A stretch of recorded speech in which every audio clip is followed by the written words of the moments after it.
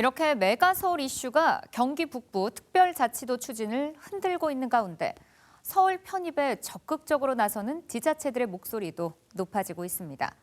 이번엔 서울과 같은 지역번호 02를 사용하는 광명과 과천시의 움직임을 살펴보겠습니다. 광명시의 경우 지난 2009년에도 서울 편입 논의가 있었는데요. 하지만 당시 서울의 인구 쏠림 억제 정책으로 인해서 불발됐습니다. 그럼 지금 분위기는 어떨까요? 김성원 기자의 보도입니다. 저는 지금 서울 편입 이슈가 떠오른 광명시에 있습니다. 정확하게는 광명시와 서울시의 경계에 서 있는데요. 저를 기준으로 우측은 광명시, 좌측은 서울시에 속해 있습니다. 이렇듯 경기 지역에서 광명시는 서울시와 가장 인접한 도시로 볼 수 있습니다.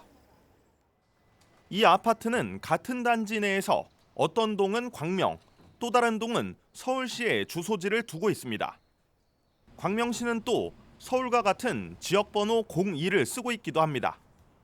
이렇듯 생활권을 서울과 공유하고 있어 광명시 서울 편입론이 제기된 것으로 보입니다. 그런데 광명시 서울 편입 문제는 새로운 이야기가 아닙니다. 지난 2009년 이명박 정부 시절 행정구역 통합추진 정책 분위기 속 광명시 서울 편입을 위한 특별법이 발의됐었습니다.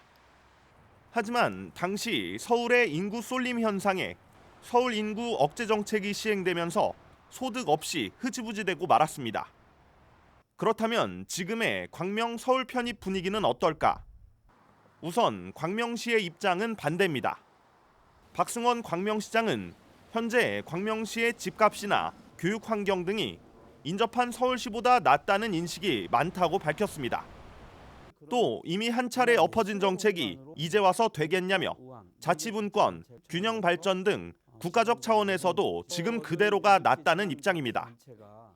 3기 신도시와 광명시흥 테크노밸리 같은 광명시가 새로운 자족경제 탈바꿈하고 있습니다. 오히려 서울시의 웬만한 도시보다는 더 광명시의 이미지가 브랜드 가치가 높아지고 있는 상황에서 서울시의 변두리로 머무는 이런 서울시의 편입에 대해서 시민들이 아주 부정적으로 생각을 하고 계시죠.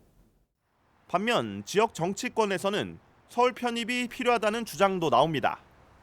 국민의힘 측은 서울로 편입되면 교통 인프라와 부동산 가치가 상승하고 규제 완화에 따라 유망한 기업 유치도 가능해 자족 도시로 발전할 수 있다고 강조하고 있습니다.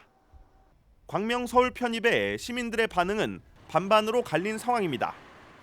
최근 경기도 조사에서도 광명 시민 약 절반인 47.4%가 서울 편입을 찬성한다는 결과가 나왔습니다. 일단은 공의로 쓰고 있고 또 서울 땅하고 막 이게 짬뽕이 돼 있기 때문에 나는 광명이 서울로 편입이 되면은 그 부분에 대해서 찬성을 할 거예요. 서울시에 편입됐다고 해서 내 부가가치가 가지고 있는 부동산이 오른다든가 서울에 편입돼서 어떤 좋은 점이 있다. 그런 것도 전혀 못 느끼는 것 같고. 경기도 조사와 별개로 광명시 자체 여론조사 이슈가 떠오르고 있는데 실제 진행이 될지는 미지수입니다. BTV 뉴스 김성원입니다.